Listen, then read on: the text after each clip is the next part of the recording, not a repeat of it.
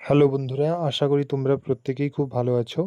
তো তোমরা যারা এই বছর ২০২৬-এ তোমরা যারা পলিটেকনিকে ভর্তি হবে, পলিটেকনিকে যারা ভর্তি হবে বা আইটিআইতে যারা ভর্তি হবে তাদের একটা প্রবলেম এখন তোমরা আশা করি ওয়েবসাইটে দেখতে পারছো যে ফার্স্ট ফেজ যে ছিল যেখানে যারা আপগ্রেড করেছিল সেই ফার্স্ট ফেজে সেই আপগ্রেড কিন্তু এখন কিছুই মানে দেখাচ্ছে না।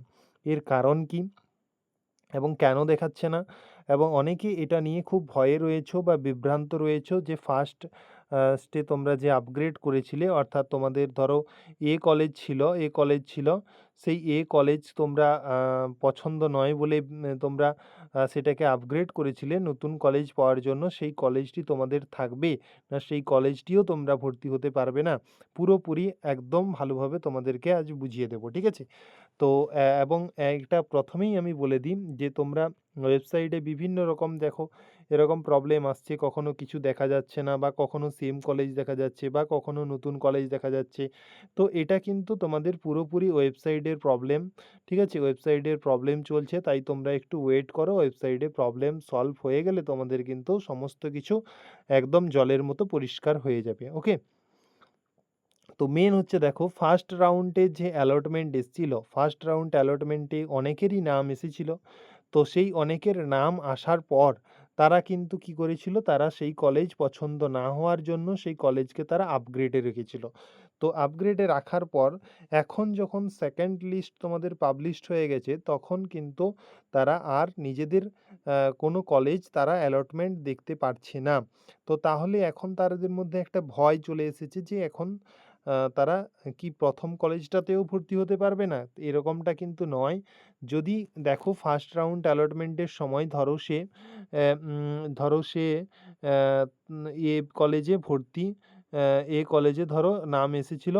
তো এই কলেজে নাম আসার পরে সে কি করেছিল, এই কলেজ তার পছন্দ নয় বলে সে তার উপরের কলেজগুলো ধরো এই কলেজের নাম এপিসি কলেজের নাম তারা এসেছিল, বাট সে উপরের কলেজগুলো ভালো এবং তার বাড়ির কাছে বলে সে এই কলেজগুলোতে ভর্তি হবে বলে সে আপগ্রেডেশন করেছিল বা আপগ্রেড করেছিল। তাহলে কিন্তু তার এই কলেজগুলো আসার কথা, ওপরের কলেজগুলো আসার কথা। কিন্তু কি হয়েছে, মানে কিছু দেখা যাচ্ছে না। ওটা শুধুমাত্র ওয়েবসাইটের সমস্যা। কিছুক্ষণ অপেক্ষা করলেই তোমরা সেম কলেজ দেখতে পাবে, অর্থাৎ তোমরা এই কলেজটাই দেখতে পাবে, নতুবা কিন্তু তোমাদের উপরের কলেজ দেখতে পাবে, ঠিক আছে?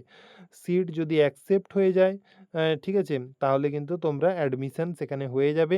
কোনোরূপ কোনো সময় নষ্ট করবে না, ওকে? ধরো উপরের কলেজ হয়ে গেছে তাহলে কিন্তু তোমরা এক কাজ করতে পারো, তোমরা অ্যাডমিশন হয়ে যেতে পারো। এবং যাদের ক্ষেত্রে দেখবে যে সেম কলেজই আছে তোমরা কিন্তু আবারও তোমাদের যদি আপগ্রেড করতে হয় তাহলে আপগ্রেড করে নেবে এবং তোমাদের থার্ড রাউন্ডের জন্য কিন্তু অপেক্ষা করতে হবে।